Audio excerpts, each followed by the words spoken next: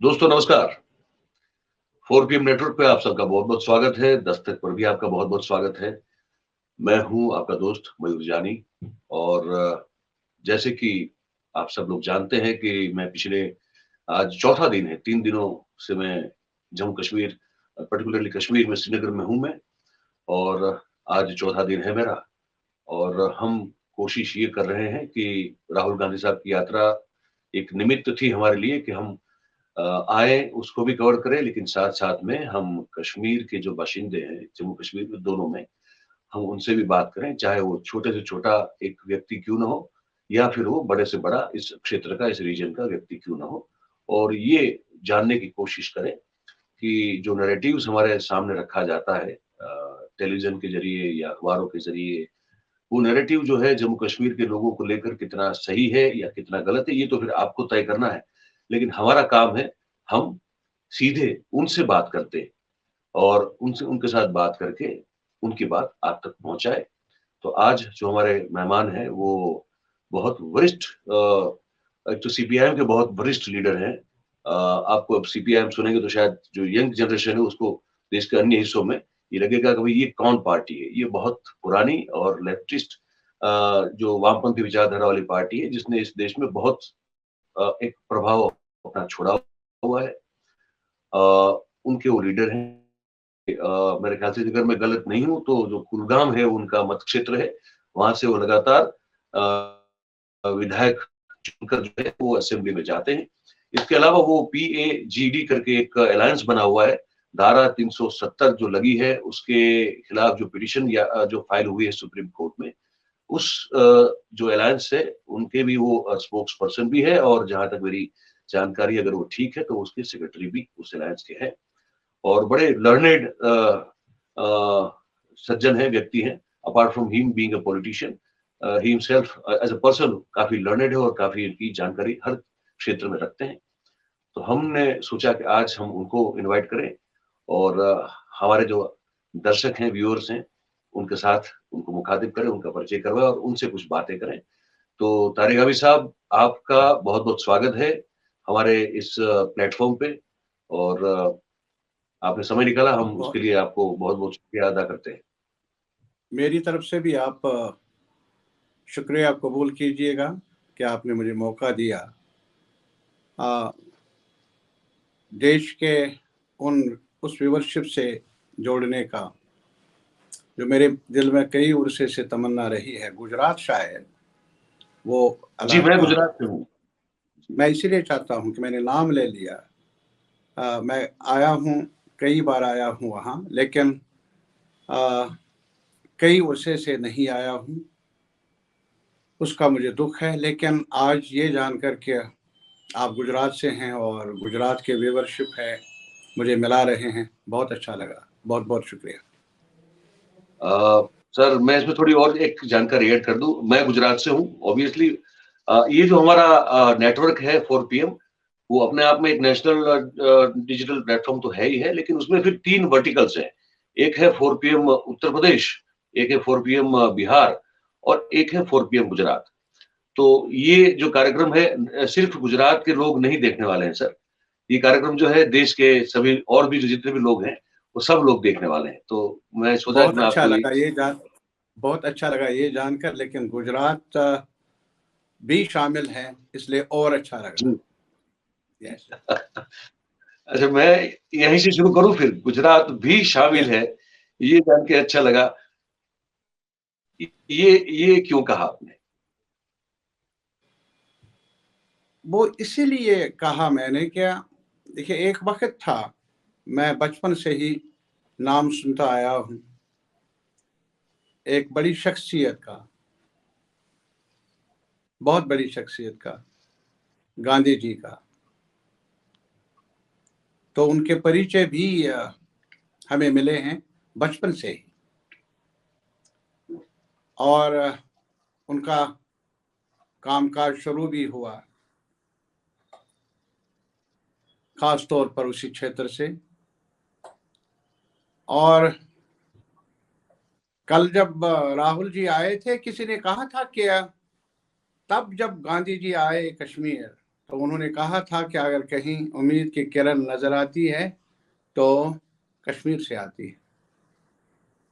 और इसलिए भी ये लगाव है कि कुछ कदावर लोगों ने कश्मीर को समझा था तब जब पूरा हमारा ये जो खत्ता है जो तकसीम हो रहा था अनफॉर्चुनेटली उन दिनों, तो कुछ आवाज़ें उभरी थी उस खित्ते से, कदावर आवाज़ें, बहुत ही इम्पोर्टेंट आवाज़ें, जिन्होंने भाईचारे की बात कही थी, उम्मीद की दिशा को दिखलाया था। और इस वजह से भी एक ताल्लुक रहा है। और दूसरा ये भी है कि आज के वक्त में आज के आपके मेरे मुल्क में जो लगाम संभाले हैं,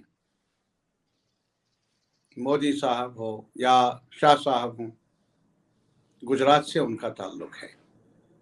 देश की लगाम उनके हाथों में है। ये भी वजह है कि और कभी कभी ये जिक्र होता है, अक्सर जिक्र होता है, जो आजकल डिबेट्स है, डिस्कशंस हैं, गुजरात मॉडल के नाम से बातें कही जाती है, सुनी जाती है। और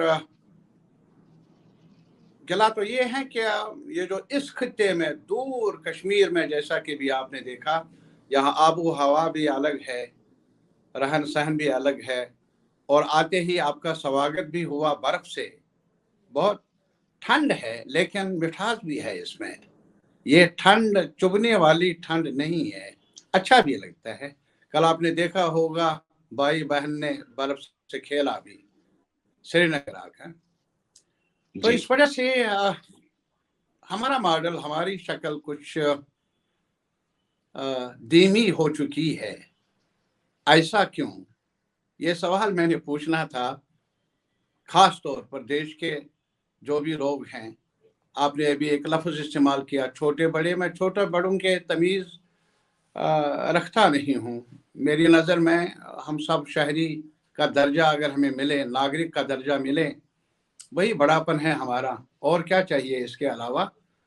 तो बड़े पदों पर बैठने वाले तभी हैं जब वो नागरिक हैं, बड़े लोग हैं, उड़ने वाले लोग, दौलत के अंबार के साथ खेलने वाले लोग। और फिर हमारे देश में काफ़ी लोग ऐसे भी हैं जो कशमकश करते हैं, जद्दोजहद करते हैं, मेहनत करते हैं अपने आप को संभालने के लिए और देशवासियों को भी संभालने के लिए। तो इस वजह से एक तस्वीर है, और उसी तस्वीर में गुजरात भी है और कश्मीर भी है, और हमारा रिश्ता बना रहे, ये मेरी उम्मीद है। तो इसी जो आपने बात कही, उस बात के अंतिम सिरे को मैं पकड़ते हुए आपसे एक सवाल पूछता हूँ। आपने अंत में ये कहा कि हमारा सिला बना रहे, ये एक उम्मीद है। तो क्यों? आपको कोई किसी चीज की शंका है या कोई डर है कि सिला नहीं बना रह सकता, या उसमें कोई दरार या टूट हो सकती है? ऐसी उम्मीद रखने की जरूरत क्यों आती है? डर नहीं है, कंसर्न है। क्या कंसर्न है? वो कंसर्न भी एक सब्जेक्टिव नहीं है, बल्कि कुछ दाएं बाएं जो हाल देख रहे हैं, माहौल देख रहे हैं, कहनी करनी में जो फर्क नजर आ रहा है, उनकी जिनके हाथ में देश की लगाम है, इक़्तिदार है, सरकार है, बागडोर है, तो उसमें फर्क नजर आता है। और साथ ही साथ, जैसा कि मैंने अभी कहा, मैं बड़ा और छोटे के बीच में वो दीवार है, उसको परे रखकर सिर्फ इतना ही चाहूंगा कि देशवासी नागरिकता वो बची रहे, सिटीजनशिप। और ये सपने देखे थे हमारे बुजुर्गों ने, गुजरात से लेकर कश्मीर तक, कन्याकुमारी से लेकर कश्मीर तक, यही सपने। और इन्हीं सपनों को मेरे नज़र में जो आज़ादी की तहरीक रही है, फ्रीडम स्ट्रगल रही है, उसकी रूह यही रही है। आप उस वक्त देख लीजिए जहाँ तरह तरह के जद्दोजहदें रही, तरह तरह की आवाज़ें उभरी, लेकिन एक मेजर जो ट्रेंड उभरा देश के अंदर वो यही था, एक साथ चलने का और एक साथ इज्जत की जिंदगी गुजारने का। तो ये वो जो स्पिरिट है वो मेरे ख्याल में हमारी फ्रीडम मूवमेंट में डोमिनेंट रहा। तब जाकर ही वो जिनका सूरज कभी गुरूब हुआ नहीं करता था, वो उनका ऐलान था ब्रिटिश एम्पायर का, नहते लोगों ने और जदोजहद करके अपने खुद मुख्तारी का हक हासिल किया। ऐसा मुमकिन हुआ। That is the strength of ये जो जिस मुल्क की, जिस देश की, जिस वतन की बात हम करते हैं, उस वतन की ये स्ट्रेंथ है। लेकिन साथ ही साथ पार्टीशन हुआ, वो इसकी कमी रही है। उस बहस में आज हम नहीं जाएंगे। लेकिन दर्द मिला उस पार्टीशन से, तकसीम से, और उस तकसीम के असरात हमारा हमसाया है पंजाब का खत्ता, जो एक हिस्सा अभी पाकिस्तान के ज़ेर एहतमाम है और दूसरा हिस्सा हमारे मुल्क का है। तो काफी खून खराबा हुआ, पागलपन का दौर हुआ, बंगाल में हुआ और जगहों पर हुआ, यहाँ तक कि ये जो मेरे वतन जम्मू कश्मीर के खित्ते में, जम्मू में भी हुआ। अगर आपने थोड़ा सा जायजा लेंगे तो जम्मू में भी बहुत सारे लोग, बेगुनाह लोग मारे गए, मर गए। एक खत्ता था, एक छोटा सा जगह जहां आज आप हैं। इसकी सुंदरता सिर्फ बर्फ नहीं है, पहाड़ नहीं है, दरिया नहीं है। इसकी सुंदरता ये भी है कि जब 47 में दाएं भाई बाजार गर्म था, खूने आदम का, कौन मरा? हिंदू मरा, सिख मरा, मुसलमान मरा, बड़ा मरा, छोटा मरा, हमारे ही मरे, अपने ही मरे। लेकिन कश्मीर का एक खत्ता था जहां आज इसके बारे में जो कुछ भी कहा जाता है, उसके उलट भी अगर देखा जाए तो एक भी इंसिडेंट, कम्युनल इंसिडेंट हुआ नहीं। तब भी अगर कहीं पर एक नारा गूंजा, पूछ लीजिए आप, अगर कोई बुजुर्ग आपको मिले कश्मीर में, उनसे पूछ लीजिए गांव जाकर, पहाड़ों में जाकर, ये नारा पंजाब में पहले बहुत गूंजता था, हिंदू मुस्लिम सिख यूनिटी का। लेकिन पार्टीशन में मध्यम पड़ा, इरेज हुआ टेम्पररीली। लेकिन कश्मीर है जहां ये नारा गूंजा गूंजा, हिंदू मुस्लिम सिख इत्तेहाद जिंदाबाद जिंदाबाद। ये 47 में, और उस वक्त 47 में जब ट्राइबल्स आए, उस तरफ से भेजे गए कश्मीर को मिलाने के लिए उस पार, और महाराजा हरि सिंह की सरकार थी, वो भी चले गए कश्मीर छोड़कर, और उनके जो और दरबारी थे उनको साथ लेकर। कश्मीर के लोग नहते थे, लेकिन नहते कश्मीरियों ने कहा, हमलावर खबरदार, हम कश्मीरी हैं तैयार। कश्मीरी ने, वो मुसलमान था, वो पंडित था, वो सिख था, वो गांव का था, वो शहर का था। ये 47 की बात मैं करता हूं। तारीख के अवराक पढ़ने की जरूरत है, और मेरी गुजारिश है, मैं देने की बात नहीं, लेने की बात नहीं कहता हूं, मैं सिर्फ अपने हम वतन से ये अपील कर लूंगा, गुजरात से लेकर और खित्तों तक हमारी कहानी भी सुने, हमारी दर्द को भी सुने। इतनी सी गुजारिश है। और इसी वजह से मुझे कल खुशी हुई जब मुझे मौका मिला कि दस्तक उर्दू लफ्ज है, शायद पर्शियन है, उर्दू है, कि आवाज देने का सवाल, थोड़ा सा हरकत देने का सवाल, झंझोड़ने का सवाल, आज ये वक्त आया है कि दस्तक दी जाए हर सतह पर कि हमने कभी ये कहा था कि हिंदू मुस्लिम सिख इत्तेहाद, वो नारा फिर गूंजे हमारे वतन में। वतन सिर्फ कश्मीर नहीं, जम्मू भी है, लद्दाख भी है और पूरा हिंदुस्तान भी है। जनाब तारिक अहमद साहब, ये मैं बड़े बड़े गौर से सुन रहा था आपकी बात। और अब तब फिर सवाल एक ये होता है, मैंने कुछ ये मैं मुजफ्फर शाह साहब से मिला था, मैंने उनसे भी ये बात की थी। मैं आपसे भी एक सवाल पूछना चाहता हूँ कि क्या वो बात है जो आप चाहते हैं कि पूरा वतन जो है, पूरा देश नहीं सुन रहा है, आपकी वो बात जो देश के और हिस्सों में या हुक्मरान तक नहीं जा पा रही है, वो कौन सी बात है जिसको लेकर आप दुख है कि सुना नहीं जा रहा, वो क्या है?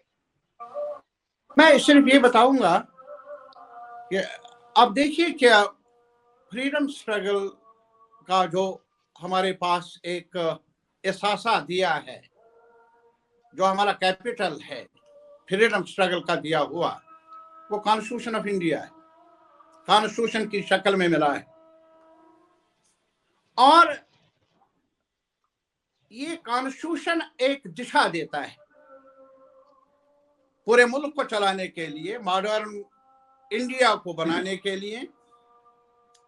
और यहाँ कई मुकद्दस किताबें हैं, गीता है, बाइबल है, कुरान है, लेकिन जहां तक कॉन्स्टिट्यूशन का ताल्लुक है, ये हमारे मुल्क की सियासत में बड़ी अहमियत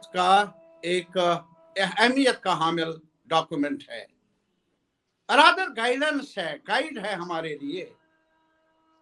बहरहाल रिश्ता कैसे बना कश्मीर, जम्मू कश्मीर का मुल्क के साथ, ये तो बॉर्डर है ना। यहाँ आइए आप जम्मू और यहाँ जाइए आप उड़ी, आप देख लेंगे कि उस तरफ दूसरा खिता है। और यहाँ कश्मीर में उस वक्त फौज नहीं थी, याद कीजिए वो दिन। फौज बाद में आई जब महाराजा हरी सिंह साहब ने यूनियन गवर्नमेंट को कहा कि हमें फौज भेजी जाए, तो उन्होंने कहा एक शर्त है कि आप एक्सेशन के डॉक्यूमेंट पर दस्तखत कीजिए। ट्राइबल से जी, और दरबार जम्मू पहुंचा था। किसने रोका था कश्मीरी मुसलमानों को अलग सोच रखने, अलग जाने का, अलहदा जाने का, उस पार जाने का? मुसलमान भी थे। एक चीज है मेरे भाई, तब भी वहां की कयादत ने यह नारा दे दिया कि मजहब नहीं सिखाता आपस में वैर रखना। मजहब ये नहीं है कि हम, अगर मजहब ही एक छत बन जाता है पूरी कायनात में इंसान का, तो हर खिते में टुकड़े हो जाएंगे, फिर सेक्ट्स के नाम पर टुकड़े हो जाएंगे। लेकिन इस पूरी दुनिया को संभाला जा सकता है एक साथ मिलकर। मजहब, कश्मीरियों ने कहा अपनी जगह, धर्म अपनी जगह, लेकिन मजहब और धर्म बुनियाद नहीं बन सकता है सियासी रिश्तों का। पहली बार जो आवाज आई उन हालात में जब मजहब के नाम पर, धर्म के नाम पर आपस में लड़ाइयां थी, आपस में झगड़े थे, आपस में खून खराबा था। क्यों बना जम्मू कश्मीर हिस्सा? महज महाराजा हरी सिंह की वजह से नहीं, बेशक उनका एक रोल है, लेकिन इसके अलावा जो सपोर्ट मिला लोगों की तरफ से, कश्मीर की तरफ से, जम्मू की तरफ से, लद्दाख की तरफ से, आज के रहनुमाओं को उस पस मंजर को भूलना नहीं चाहिए। अगर रहनुमा भूल जाए, मैं ये चाहूंगा हमारे नागरिक भाई बहन ना भूले, उसके नताइज अच्छे नहीं होंगे, ना हमारे लिए ना किसी और के लिए। सो माय पॉइंट इज, मेरे भाई, एक हिस्टोरिक स्टेट ने रिश्ता जोड़ा महाराजा के वक्त में। जम्मू था, कश्मीर था, लद्दाख था। अब वही कॉन्स्टिट्यूशन है वो जो हमें हक देता है कि भाई आपके बारे में कुछ फैसला हो, आपको मशवरे में लिया जाएगा, आपको आप स्टेक होल्डर्स हैं, आपकी राय का एहतराम होगा।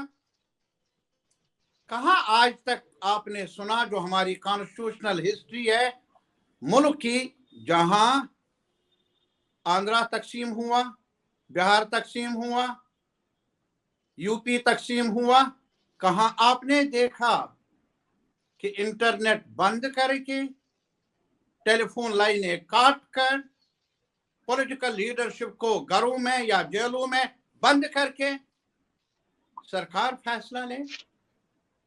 कहां एक तारीखी हैसियत रखने वाले खिते को, जम्मू कश्मीर को, एक रियासत का दर्जा यकायक उसे यूनियन टेरिटरी में बदल दिया जाए और यकायक एक जोरावर सिंह साहब रहे हैं। अगर आपको कभी मौका मिला जम्मू यूनिवर्सिटी जाने का, वहां देख लीजिए, वहां एक उनका स्टैचू है, वो आप देख लीजिए। कौन है जोरावर सिंह साहब? क्यों उन्हें याद किया जाता है? क्योंकि उन्होंने महाराजा के वक्त में, प्रिंसली जब स्टेट थी, उस वक्त ले जाकर लड़ाई लड़ी लद्दाख को शामिल करने के लिए डोगरा स्टेट के साथ। आज स्टैचू है जोरावर सिंह का जम्मू यूनिवर्सिटी में, लेकिन वो लद्दाख कहां? ये मेरा सवाल है एक नागरिक होने के नाते। लेकिन मुझे ये यार बताओ, गिला ये है कि हम तो कानून और आईन के दायरे के अंदर रहकर अपनी बात कहना चाहते हैं, और आप मीन सरकार, जो अहले इक्तिदार, जिनके हाथ में बागडोर है, वो हमें मौका भी ना दे इंटरनेट बंद करके ये जानने का कि हमारे बारे में फैसला हो रहा है, कौन क्या कह रहा है पार्लियामेंट में, हमें एक्सेस भी नहीं है। क्या आज तक मेरे भाई, एक सवाल है मेरा एक शहरी होने के नाते, अगर यही सलूक किया जाए गुजरात के लोगों के साथ, यही सलूक किया जाए किसी और खिते के लोगों के साथ, आपका, जनता का, पॉलिटिकल पार्टी का रद्द-ए-अमल क्या होगा?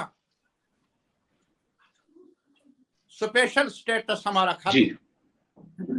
ये कहा जाता है 370 खत्म, 35 खत्म। जी मेरे भाई, आज भी स्पेशल ट्रीटमेंट मिल रहा है हमें। वो स्पेशल ट्रीटमेंट क्या है कि मेरे बारे में फैसला हो और मुझे खबर भी नहीं, मुझे जेल में बंद रखो। एक बीमार चाहेगा अस्पताल में डॉक्टर के साथ बात करना, टेलीफोन लाइन तोड़ दो। एक माँ चाहे अपने बेटे के साथ जो दूर किसी जगह तालीम हासिल कर रहा है उसके साथ राबिता करे, राबिता नहीं।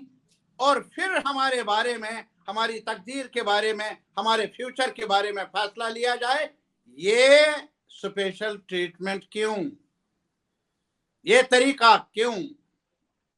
क्या ये कहाँ का इंसाफ है कि फैसला लिया जाए कि कश्मीर को, कश्मीरियों को, जम्मू के रहने वालों को, लद्दाख को, उन्हें डिप्राइव किया जाए from the rights of a citizen. एक सिटीजन होने का जो हक है उससे भी डिप्राइव किया जाए। आप बताएंगे कि ये दर्द है हमारी, मेरे भाई। हम और कुछ नहीं चाहते, हम ये चाहते हैं कि मुल्क के अवाम, सहाफ़ी, मुल्क के और जो लोग हैं वो हमारी दर्द को जाने, हमारे दर्द को पहचाने। हो सके तो कुछ दवा वज़ा कर लें, मरहम कर लें, मरहम करने की कोशिश कर लें। ये मेरी गुजारिश है।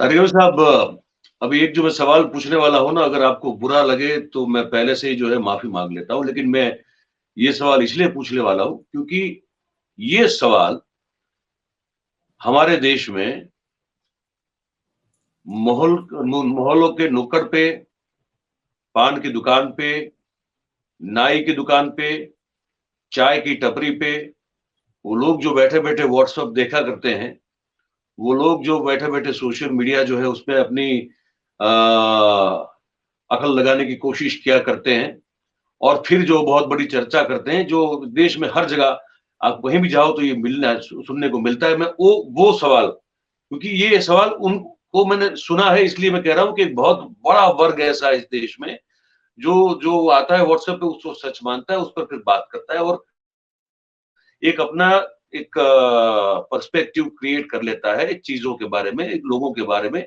हर चीज के बारे में। वो सवाल मैं पूछना चाहता हूं आपसे, और जम्मू वो सवाल कश्मीर ये है कि भाई क्या जरूरत है जम्मू कश्मीर के लोगों को स्पेशल स्टेटस की?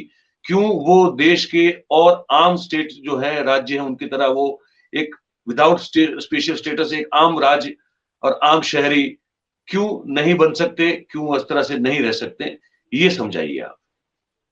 ऐसा तो क्या चला गया मैं आपसे? सिर्फ ये समझाइए।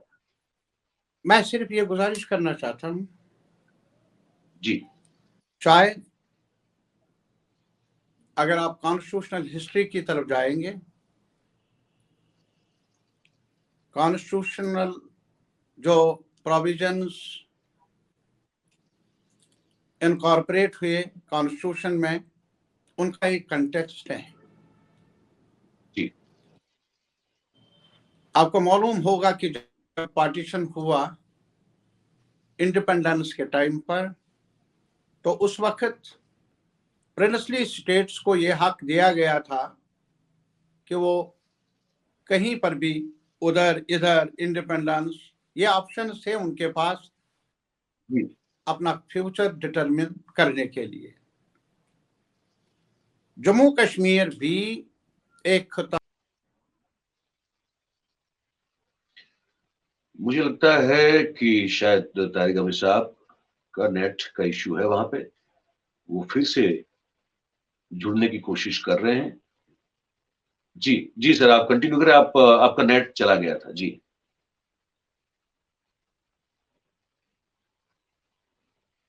आपकी आवाज मुझ तक नहीं आ रही है सर।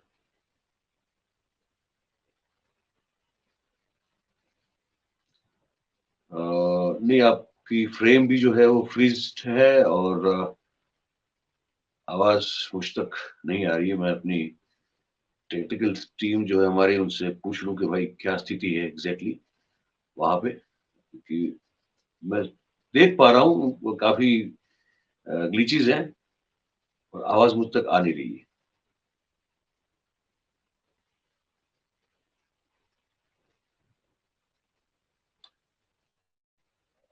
आपको मेरी आवाज आ रही है सर?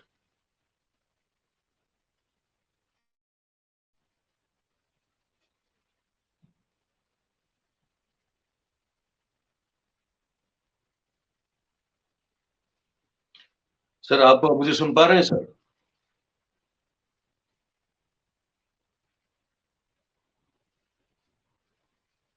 आप सुन पा रहे हैं मुझे सर?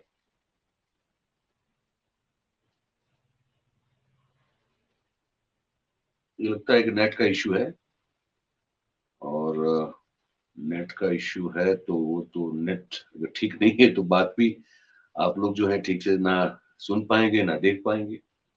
ये हमने देखा है, ये जम्मू कश्मीर में। हालांकि हम जम्मू तो नहीं गए हैं, हम तो सीधे कश्मीर श्रीनगर आए हुए हैं, लेकिन अ, हमारा जो डिजिटल इंडिया है वो यहाँ नहीं ठीक से पहुंच पा रहा है भाई, है ना? पता नहीं उसको ज्यादा ठंड लग रही है या क्या हो रहा है, लेकिन इंटरनेट का बहुत बड़ा प्रॉब्लम है। कभी भी नेट आपका जो है चला जाएगा, या तो काफी स्लो हो जाएगा या काफी फ्लक्चुएट करेगा। ये सब जो है लगातार यहाँ होता रहता है, तो लाइव कुछ करना हो तो बड़ा मुश्किल है, और रिकॉर्डिंग भी अगर करनी हो जिस तरह से भी हम कर रहे हैं तो वो भी बड़ा एक मुश्किल मामला हो जाता है। भाई मुझे अगर आप सुन रहे हो, हमारे कौन भाई साहब हैं, मनीष भाई हो या आयुष भाई हो या शरण भाई हो, जो भी हमारे बंधु भाई बहन हो, अगर मेरी आवाज आपको सुनाई दे रही है तो ये बताएं कि तारिगामी साहब का कनेक्शन वो मिला नहीं पा रहे हैं या क्या सिचुएशन है, अगर ये बता दें, क्योंकि तो फिर मैं कोशिश करूं उनसे बात करने की।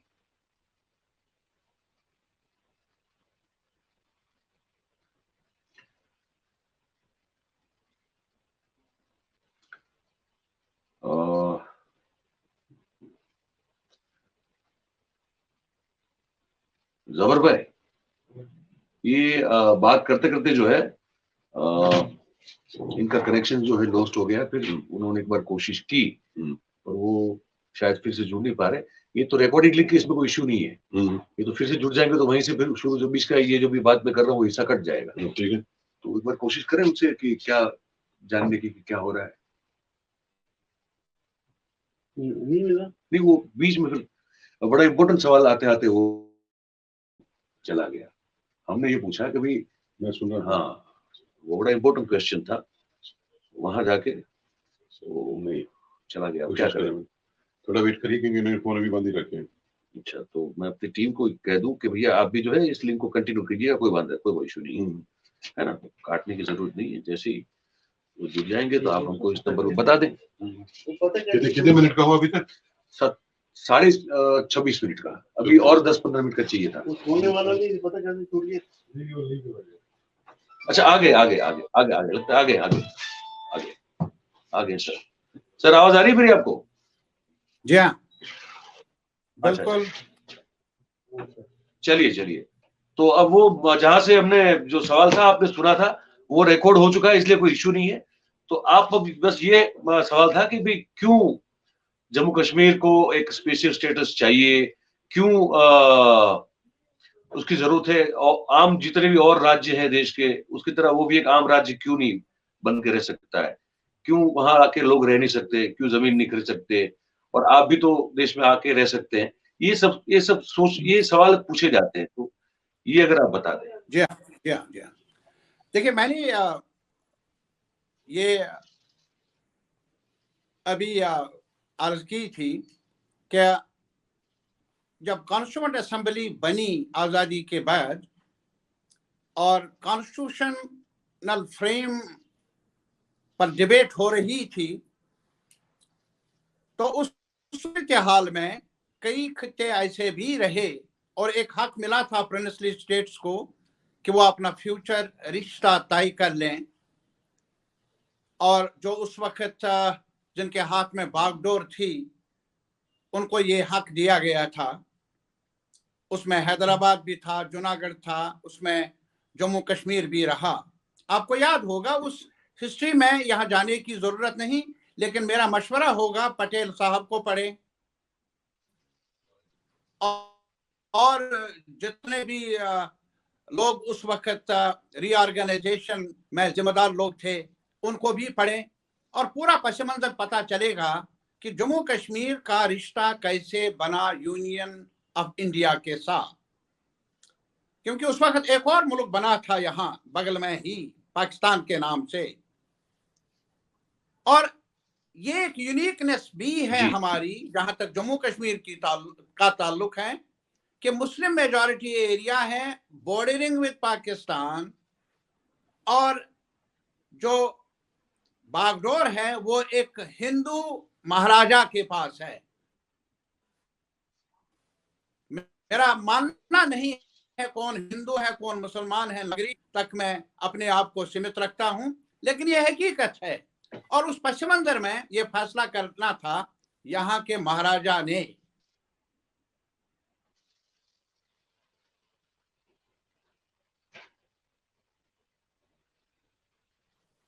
हिंदुस्तान ने माना नहीं, दिल्ली ने माना नहीं, और उस वक्त जब ट्राइबल्स आ गए तब जाकर उन्हें यह जरूरत महसूस हुई कि वो कहें कि मुझे फौज चाहिए ताकि ट्राइबल्स का मुकाबला हो, और उसमें यह जरूरी बना कि वो इंस्ट्रूमेंट ऑफ एक्सेशन पर दस्तखत करे।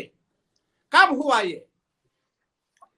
अभी 15 अगस्त मनाया जाता है पूरे देश के अंदर आजादी का दिन, लेकिन यहां इल्हाक जो हुआ वो 26 अक्टूबर को हुआ, और 26 अक्टूबर को एक्सेशन करने की जिम्मेदारी किन पर थी?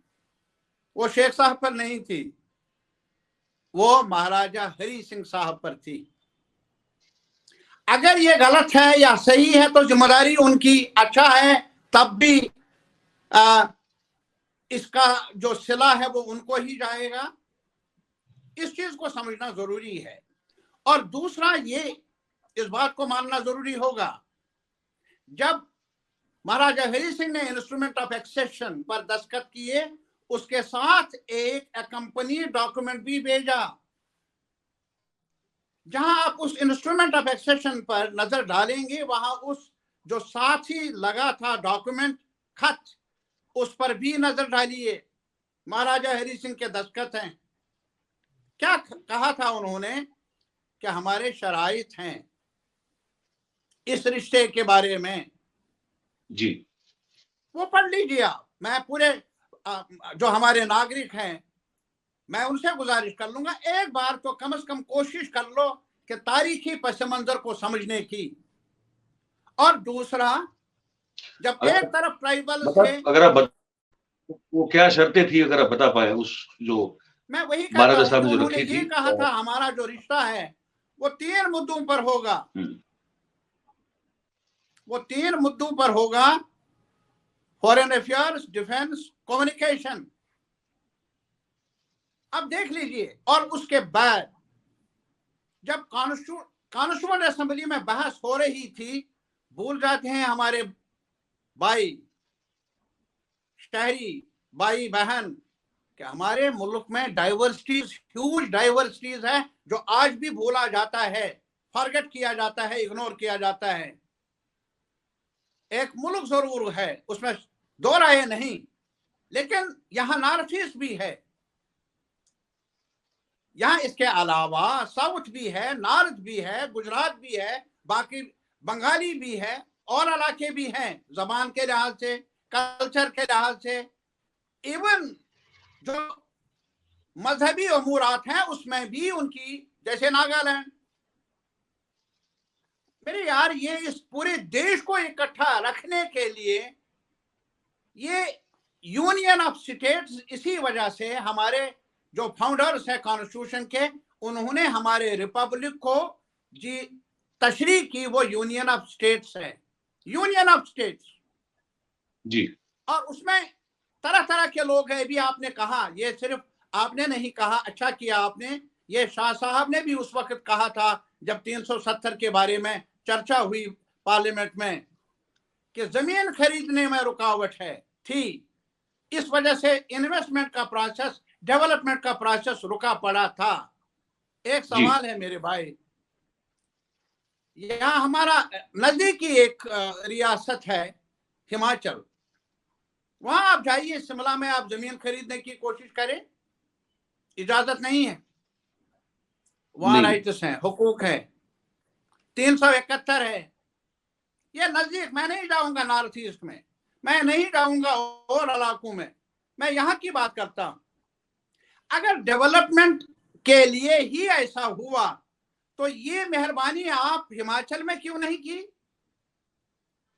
और फिर याद दिलाऊंगा, जहां तक जमीन के राइट्स के बारे में हुकूक हैं या जो दिफा है, वो 1927 में जम्मू में एजिटेशन हुई, उसमें जम्मू के डोगरों ने ज्यादा हिस्सा लिया कश्मीर की निस्बत। क्या था कि पंजाब से, बाहर से बड़े लोग, अमीर लोग ना आए हमारी जमीन को ग्रैब करने के लिए। और महाराजा हरि सिंह ने उस वक्त कानून बनाया 1927 में। अरे साहब, आज भी आप 1938 का लैंड लॉ देख लीजिए, जो महाराजा हरि सिंह के वक्त में बना, डिफाइंड है सिटीजनशिप के राइट्स के बारे में भी, और साथ ही साथ लैंड के ओनरशिप के बारे में। ये जो पंथी से आया, वो पंथी से तब आया जब मुल्क में आईन आया, उसमें उसको जगह मिली। उस कानून को जो वजह किया था 1927 में, 32 में, फाइनली 1938 में महाराजा हरि सिंह ने। अब ये जम्मू के लोगों ने लड़ाई लड़ी थी, इसमें हिंदू शामिल थे ज्यादा। इसको इस ऐनक से क्यों देखा जाता है? आप एक लेवल पर एक आर्गुमेंट देते हैं हिमाचल में, दूसरी लेवल पर यही आर्गुमेंट गायब हो जाता है कश्मीर में। यह दोहरा मेयार क्यों? और दूसरी बात मैं जरूर कहना चाहूंगा, जहां तक कॉन्स्टिट्यूशनल फ्रेम का ताल्लुक है। नेगोशिएशंस हुए, ये 370 पहले 306 था, और ये 306 कहां डिस्कस हुआ? यहां ये पटेल साहब के घर पर, होम मिनिस्टर के घर पर डिस्कस हुआ। तारीख जानिए, और उस वक्त 306 था। आज जिस पटेल साहब के बारे में बहुत कुछ कहा जाता है, अच्छा कहा जाता है, अच्छा ही कहना चाहिए। हम भी अच्छा, बहुत ही कदावर शख्सियत समझते हैं उनको। अरे साहब, उनके घर में, उनकी हाजिरी में ये वजह हुआ कि जम्मू कश्मीर को एक उनकी यूनिकनेस को ध्यान में रखते हुए कॉन्स्टिट्यूशनल प्रोटेक्शन मिलना चाहिए, जो 370 के नाम से जाना जाता है। आप बताइए, अगर हम भी ये चाहें कि हमारी जमीन पर हमारे हुकूक हों, अगर हम भी ये चाहें, आज लेखा देख लीजिए, अभी ले वाले यूनियन टेरिटरी मांगते थे। जब से उनको यूनियन टेरिटरी मिली तब से लेकर कश्मीर ने हड़ताल नहीं की, जम्मू ने भी हड़ताल भी नहीं की, लेकिन लेह करगिल वालों ने लड़ाई, ये जदोजहद की, हड़ताल की कि हमें जमीन पर प्रोटेक्शन का एक कानूनी हैसियत चाहिए, बाहर वाला जमीन ना खरीदे। वो तो यूनियन टेरिटरी चाहते थे। हमारे बारे में ये गलतफहमी क्यों? आज भी मैं बताऊंगा, कई जगहों पर, और भी नॉर्थ ईस्ट में आप जाइए, अभी भी नागालैंड में ये सरकार, मौजूदा सरकार, जिसने जैसे सर्टिफिकेट हासिल की है देशभक्ति की, सिर्फ वो देशभक्त है, ये चर्चा है, ये नैरेटिव है। मेरा एक सवाल है कि आप नेगोशिएट क्यों करते हैं नागालैंड के उन लोगों के साथ जो अलहदगी मांगते हैं, और साथ ही साथ नेगोशिएट करते हैं आप सेपरेट कॉन्स्टिट्यूशन पर, सेपरेट फ्लैग पर? अरे साहब, जब आज की बात में भी वो सेपरेट कॉन्स्टिट्यूशन पर बात करते हैं, सेपरेट फ्लैग पर, जम्मू कश्मीर के 47 में जो हुकूक मिले थे, कॉन्स्टिट्यूशनल गारंटी मिली थी, वो आज अगर यही सवाल अमृत है नागालैंड के लिए, ये जहर कैसे बना जम्मू कश्मीर के लिए? मेरा सवाल है सर। ये लोगों को देश में ये एक बड़ा प्रॉब्लम है। जब भी मैं कहता हूँ, ये पान के दुकान पे, नाई की दुकान पे, या कहीं सुपरमार्केट में कहीं भी मिलते हैं, ये बड़ा इनका प्रॉब्लम होता है कि दूसरा झंडा क्यों? एक झंडा देश का तो एक ही झंडा होता है, फिर दो झंडे क्यों लगाना? ये तो ठीक बात नहीं, ये कहा जाता है।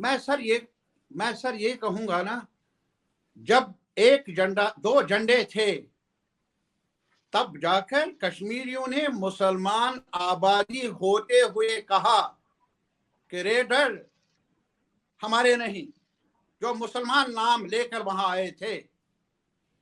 अरे साहब, ये भी तो सुन लो ना, इस दूसरे झंडे ने, इस एक और अधिकार ने कश्मीर के अवाम को कायल किया, मायल किया, जज्बा पैदा किया एक सेकुलर इंडिया के साथ अपना रिश्ता जोड़ने में। रिजेक्ट किया उन्होंने, जो वहां से आवाजें आ रही थी कि हम मुसलमान हैं, एक हैं। उन्होंने कहा मजहब अपनी जगह, लेकिन सियासी रिश्तों का जहां तक ताल्लुक है, उसमें हमारा नारा है कि हिंदू मुस्लिम सिख इत्तेहाद जिंदाबाद जिंदाबाद। आप उसी नारे को, उसी जज्बे को आज ठुकराते क्यों हैं? ये मेरा सवाल है। वो इस वजह से आज नाई की दुकान पर, क्योंकि हमारे हाकिमों ने हमारे चेहरे को मसक किया, देश के सामने तारीख को डिस्टॉर्ट किया।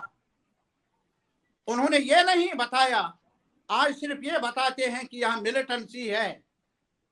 वो ये नहीं बताते हैं कि जब जम्मू में आपस में लड़ाइयाँ हुई, लोग मर गए, मुसलमान मर गए, हिंदू मर गए, सिख मर गए, पंजाब में मर गए, लाहौर में, अमृतसर में, ये कश्मीर था जहां एक भी कम्युनल इंसिडेंट नहीं हुआ। तब जाकर बारामुल्ला की एक बुजुर्ग औरत ने अपना जो फेरन है, ये जो आपने देखा होगा फेरन कश्मीरी लोग पहनते हैं, अपना फेरन निकाल कर अपनी बहन पंडित के डाल दिया ताकि किसी की नजर न लग जाए। अरे वो बात क्यों नहीं फैलाते हैं आज चाय की दुकान पर? हमें आज ये आज क्यों नहीं फैलाया जाता है कि हमारे कश्मीर में मौलाना फारूक को मारा गया, वो भी था, वो मीर भाई था, किसने मारा? वाइस चांसलर जो मुसलमान था, किसने मारा? हमारे जो फर्स्ट पार्लियामेंट के मेंबर रहे हैं मौलाना मसूदी, जो जनता लाल, जब मोरारजी देसाई साहब थे तब वो जनता पार्टी के चेयरमैन थे, जिसमें आरएसएस बीजेपी वाले भी थे, उनको मारा। उनका नाम लेते क्यों नहीं लोग उनके पास? सिर्फ ये क्यों कहा जाता है वहां हिंदू को मारा? यार, हिंदू को मारा, मेरा हिंदू है वो, मुसलमान मारा मेरा, अपनाओ ना दोनों को, ये मेरी गुजारिश है। अलग अलग खून एक है, इसको अलग करके मत देखो। देश को नुकसान होगा, जम्मू कश्मीर को नुकसान होगा, और इसी वजह से मैं हाकिमों से नहीं, आप जैसे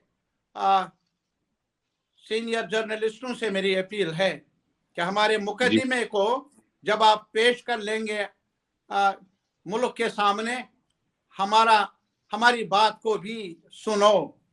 हमारा जो मौक़िफ़ है फैसला लेने से पहले उस पर भी गौर करो। That's what we ask for.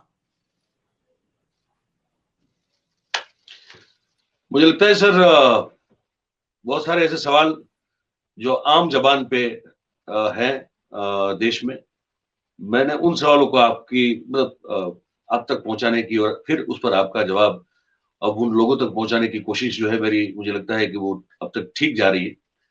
अब एक आखिरी सवाल मैं आपसे पूछना चाहता हूं इस हमारी जो चर्चा मुलाकात चल रही है उसमें, कि अब आप जो है वो आपने वो अलायंस बनाया हुआ है और आप सब लोग जो है मिलके सुप्रीम कोर्ट में एक पिटीशन फाइल की है धारा 370 और 35 से को जो इनऑपरेटिव किया गया है उसके खिलाफ, उसके विरोध में। तो वो जरा आप बता दें हमारे दर्शकों को कि अब वो कहाँ वो जो है पूरा मामला पहुंचा है और क्या उम्मीद करते हैं आप? मैं एक और चीज बताऊंगा पहले, अपने जो हमारे सुनने वाले हैं भाई बहन, जी क्या जी ये पीएचडी है क्या? इसको आज गुपकार गैंग से ताबीर किया गया है, जैसे अभी आपने कहा चाय की दुकान पर हर सतह पर हमारे शक्ल को पेश किया गया देश के सामने, जैसे कि हम गैंग है, गैंग आप और हम समझते हैं क्या होता है। ये गालियां क्यों?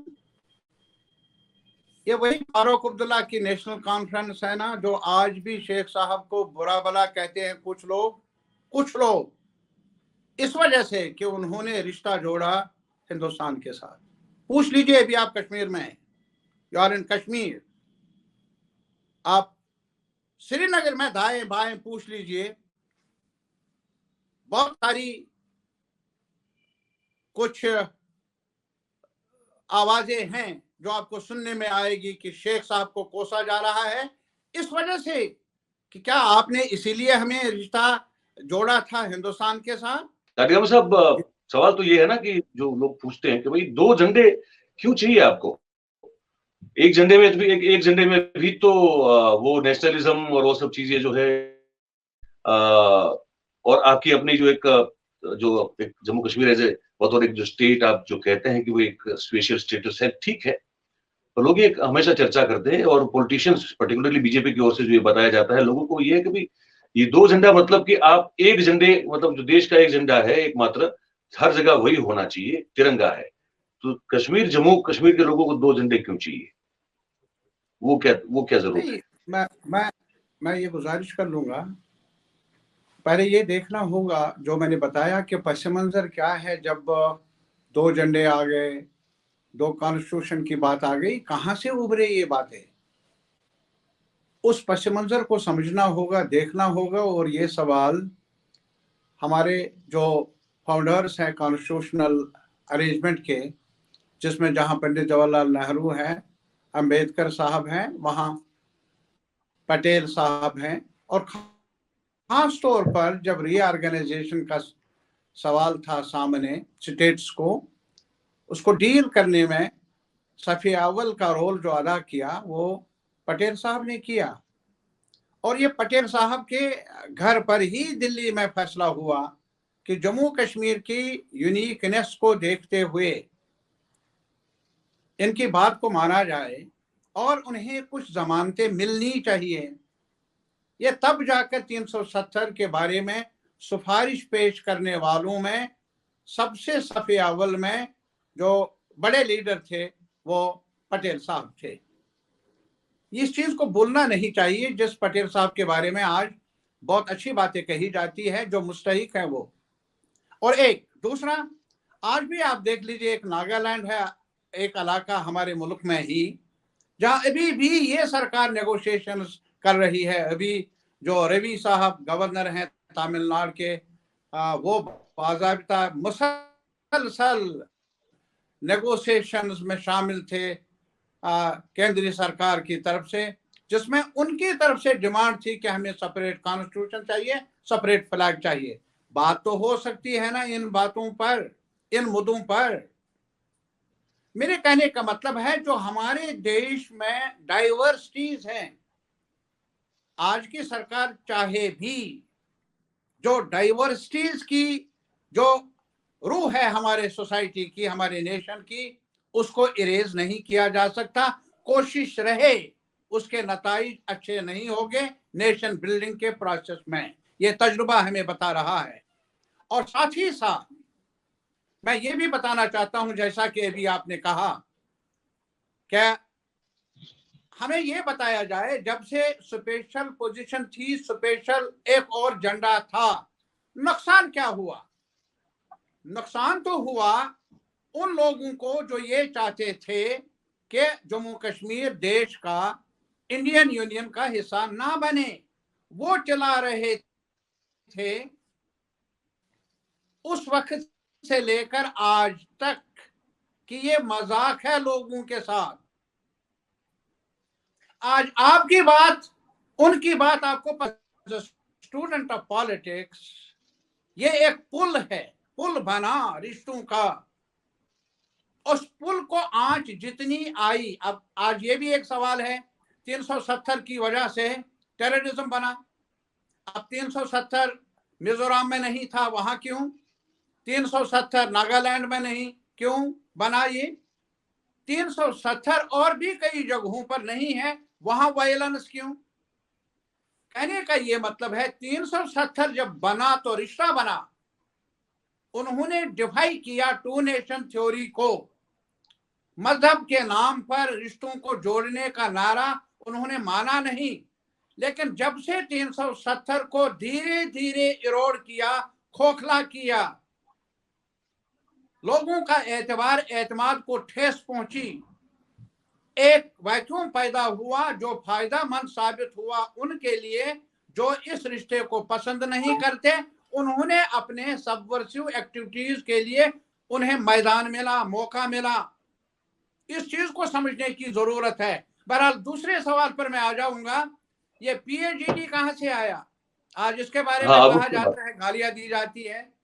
आज फारूक अब्दुल्ला नेशनल कॉन्फ्रेंस, जिस शेख साहब के नाम पर आज भी कहा जाता है श्रीनगर में कि उन्होंने गलत किया, क्यों रिश्ता जोड़ा? क्या इसीलिए जोड़ा था कि हमें पिटाई हो, हमारी बात ना सुनी जाए, हमारे साथ मशवरा ना किया जाए? आज शहर में है आप, श्रीनगर में, दाएं बाएं पूछ लीजिए लोगों से। आप उसी जमात को आज गैंग कहते हैं, आज उसी जमात को गैंग कहते थे। कल तक का आपने हमारे मौजूदा क़यादत ने, मुल्क की, मोदी साहब, शाह साहब, जिन्होंने एक रिश्ता जोड़ा था PDP के साथ, एक साथ सरकार बनाई। बाबा, पहले तो देश को बताना चाहिए क्या है। अगर ये गुनाह है तो सबसे बड़ा गुनाह तो आपने किया। देश के सामने जवाब देना चाहिए आपको, पार्लियामेंट में जवाब देना चाहिए हाथ जोड़कर। आपके लिए जब आपको कोई बात मौसम रास आ जाए तो अच्छा है, अगर मुझे भी वो मौसम रास आ जाता है कभी तो ये बुरा बन जाता है। कोई पानी आपके लिए अमृत बन जाता है और जब मैं पीऊं तो जहर बन जाता है। अरे क्यों? तो पीएचईडी है क्या मेरे भाई? ये 4 अगस्त को जब अफवाहें थी, जब यात्रा को रोका गया, जब टूरिस्टों को, आज टूरिस्टों के बारे में भी कहा जाता है बड़ी तादाद में टूरिस्ट आए थे 2019 में, तो उनको जबरदस्ती गाड़ियों में वापस भेजा गया। उस वक्त एक मीटिंग हुई फारूक अब्दुल्ला साहब के घर पर, जो गुपकार में वाक़ा है। गुपकार जगह है जहां उसका मकान है, उनका मकान है। सारे पॉलिटिकल लीडर्स, ये जो शाह फैसल साहब आज हैं, या इसी तरीके से हमारे और लोग हैं जो आज पीएचईडी के साथ नहीं है, पॉलिटिकल पार्टी, वो जमा हो गए और वहां पर इन अफवाहों पर अपना कंसर्न इजहार किया गया और हमने एक ड्राफ्ट रेजोल्यूशन अडॉप्ट किया जिसमें कहा गया कि यहाँ की कानूनी आईनी पोजीशन के साथ छेड़छाड़ ना की जाए। इसके नतीजे जम्मू कश्मीर के लिए अच्छे नहीं, देश के लिए अच्छे नहीं। और दूसरा मुद्दा ये रखा गया, प्राइम मिनिस्टर से अपील की गई, कोई भी फैसला अगर आप लें जम्मू कश्मीर के बारे में, हमारी बात को भी सुना जाए, हमें भी सुनने का मौका मिलना चाहिए। प्रेस कॉन्फ्रेंस में हम एक साथ शामिल हो गए, प्रेस में वो डिक्लेरेशन हमने जारी किया और घर पहुंचे रात के 11 बजे 12 बजे, ताला बंद, टेलीफोन बंद, इंटरनेट बंद, सब कुछ बंद। अरे साहब, ये हुआ हमारे साथ। ये जो पीएचईडी है ना, ये नाम पड़ा है महज इसलिए कि हम एक साथ मिले गुपकार में और एक साथ मिलकर हमने कहा कि ऐसा नहीं होना चाहिए, अगर हो हमारी भी बात सुनी जाए। और बाद में जब हुआ, हमने कहा कि हम ये अपील लेंगे सुप्रीम कोर्ट में, बड़ी अदालत में, ये अपील लेंगे हम मुल्क के आवाम के सामने। और इसी वजह से एक अलायंस बना। ये अलायंस मुल्क के खिलाफ नहीं, ये अलायंस उस ज्यादती के खिलाफ है, उस अनकॉन्स्टिट्यूशनल प्रोसेस के खिलाफ है जो हमारी नजर में कॉन्स्टिट्यूशनल, जिसकी वैलिडिटी नहीं है, जो इंसाफ नहीं है जम्मू कश्मीर और लद्दाख के अवाम के साथ। और आखिर में ये कहूंगा, प्राइम मिनिस्टर ऑफ इंडिया ने मीटिंग बुलाई, हम गए वहां प्राइम मिनिस्टर ऑफ इंडिया ने कहा सम अप करके कि हम सबको मिलकर दिल्ली और श्रीनगर की दूरियों को कम करना है, दिलों की दूरियों को कम करना है। आज मैं अपनी जनता से ये मुकदमा वहां रखता हूं, प्राइम मिनिस्टर साहब से पूछे, तब से लेकर ये दूरियां भी बढ़ गई, दिल की दूरियां भी और दिल्ली की दूरियां भी, बल्कि ये कहना मुनासिब होगा दिल ही टूट गए। अगर प्राइम मिनिस्टर नहीं, होम मिनिस्टर नहीं, गुजरात के आवाम, यूपी के आवाम, मुल्क के आवाम से जो बड़ी अदालत है, हमारी दरख्वास्त है कि हमारी दर्द को जाने, हमें भी एक साथ मिलकर आगे बढ़ने का मौका मिले। अफसोस ये है, अभी आपने कहा स्पेशल स्टेटस खत्म हुआ, हमें एक म्यूनिसिपैलिटी के दर्जे पर लाया गया। वो अलग सवाल, वादा किया था उन्होंने कि डिलिमिटेशन होगा, रिवीजन होगा इलेक्टोरल रोल्स का और इलेक्शन होंगे। चीफ इलेक्शन कमिश्नर ने भी कहा अभी प्रेस कॉन्फ्रेंस में कि ये सब कुछ हुआ, लेकिन वेदर को देखना होगा, सिक्योरिटी को देखना होगा। अब वेदर, कौन सा वेदर रास आता है बीजेपी सरकार को? हमारा एक ही वेदर है जिससे ये रिश्ता बना रहे, वो वेदर आज भी ठीक है, कल भी ठीक होगा। दूसरा, जहां तक सिक्योरिटी सिनेरियो का ताल्लुक है, खुद होम मिनिस्टर ने कहा है आज तक अमन नहीं था, कुछ वाक़ात हो रहे हैं लेकिन अमन अमान है। अगर ये रास नहीं आता, ये सजा क्यों जम्मू कश्मीर के अवाम को कि 2018 में असेंबली तोड़ दी गई, डिसॉल्व हुई, तब से लेकर एक ही खिता है पूरे देश के अंदर जहां असेंबली के चुनाव नहीं, पार्लियामेंट के चुनाव हुए, पंचायती चुनाव हुए, मौसम साजगार है। असेंबली का चुनाव किस मौसम का इंतजार हम करें? किस नजूमी से पूछ लें, बस इतना ही कहना मुनासिब होगा। मैं अपने व्यूअर्स को ये बता दूं, इसका जो फुल फॉर्म है PAGD, इसका है people's alliance for Gupkar declaration. उपकार। ठीक है, हाँ। और यस, अच्छा, गुपकार का कोई मतलब बता सकते हैं क्या? गुपकार क्या है?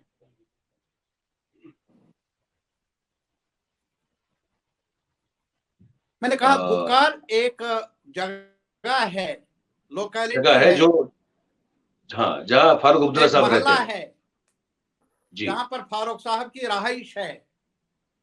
वहां पे 4 अगस्त मिले थे, इसलिए 2019 इसका को नाम है गुपकार है। वहां सारी पॉलिटिकल पार्टीज की मीटिंग हुई। जी जी जी जी। Yes sir. और हम ये भी बता दें अपने व्यूअर्स को कि इसमें जो है अभी 4 पार्टीज जो है उसमें इस अलायंस की मेंबर्स हैं। एक तो फारूक अब्दुल्ला साहब की नेशनल कॉन्फ्रेंस है, महबूबा मुफ्ती साहिबा की पीपल्स डेमोक्रेटिक पार्टी मतलब कि PDP है। हम जिनसे बात कर रहे हैं अभी, तारिक आमिर साहब, उनकी कम्युनिस्ट पार्टी ऑफ इंडिया है, जो CPM, मार्क्सिस्ट, हाँ, CPIM मार्क्सिस्ट। है। और हाँ, और अवामी नेशनल कॉन्फ्रेंस है, CPI, जिस मुजफ्फर शाह साहब, CPI भी है और अवामी नेशनल कॉन्फ्रेंस भी है। हाँ, जो मुजफ्फर शाह साहब उसके वाइस प्रेसिडेंट है, जिनसे हमने, आपने देखा, हमने उनसे भी मुलाकात की थी, आप देख चुके हैं। तो ये था पूरा मामला। और ये एक जो आवाज है जिसमें बहुत दर्द महसूस होता है, सुनाई देता है। और इसको लेकर हम बस कोशिश कर रहे थे, अभी भी करते रहेंगे जब तक यहाँ पे हैं, कि जो जो जो हकीकत है यहाँ के लोगों की, जो उनको लगता है कि उनके साथ क्या ठीक नहीं हो रहा है, उस चीज को आप लोगों तक पहुंचाना जरूरी है। मैंने कहा मैं तो एक बहुत ही एक जरिया हूँ, एक बहुत ऑब्जेक्टिवली चीजों को देखता हूँ। मैं कोई स्टैंड ले नहीं सकता बतौर जर्नलिस्ट, लेकिन मैं पूछ सकता हूँ, और जो जवाब मिले वो बातें मैं आप सभी, हमारे जो व्यूअर्स हैं, जितने भी दर्शक हैं, उन तक पहुंचाना, ये मेरा काम होता है। और मैं कोशिश कर रहा हूँ कि जितना अच्छे तरीके से उसको कर पाऊँ वो मैं करूँ। तो तारिक अभी साहब, आपने वक्त निकाला। हम इंटरनेट का जो एक स्लो इंटरनेट का, हम जो इस बीमारी को हम यहाँ फेस कर रहे हैं, मैं भी फेस कर रहा हूँ, जब से आया हूँ तब से इसके हम शिकार हुए, हमारे इस बातचीत में 2-3 बार। पर फिर भी आपने जो है समय निकाल के रखा और हमसे और हमारे दर्शकों से बात की। आपका बहुत बहुत शुक्रिया। और उम्मीद करता हूं कि आपसे थैंक यू। समय समय पे मुद्दों पर बातचीत होती रहेगी। तो आप का बहुत बहुत शुक्रिया सर। तो दोस्तों, ये था पूरा मामला। ये इंटरव्यू, ये बातचीत रिकॉर्ड करने में हमको पसीने छूट गए भाई। इतनी बार जो है वो इंटरनेट जो है गया है कि पूछिए मत। पर आखिरकार हम इसको मुकम्मल करने में कामयाब हुए हैं। तो बस ये है, देखिए, आप सुनिए इस पूरी बातचीत को, और आप ही भी सोचिए, आप ही अपनी अपना दिमाग लगाइए, अपने दिल से पूछिए कि जो बातें हम यहाँ से आप तक पहुंचा रहे हैं वो आपको कैसी लगती है। और जैसे भी लगती हो, आप उसको कमेंट के तौर पे जरूर करें। और अच्छा लगता हो तो लाइक जरूर करें, और अच्छा लगता हो तो सब्सक्राइब करें और करवाएं।